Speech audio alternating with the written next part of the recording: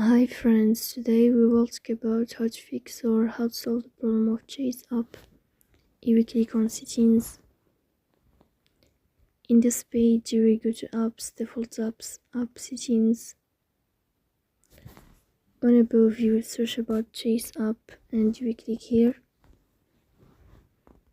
Then this page of app info you will click on First Stop and you will click OK. Here you will enter to the window of storage. Then we click on Clear Cache. But pay attention, don't click Clear Data because that can delete your account. In the end you can go to Play Store.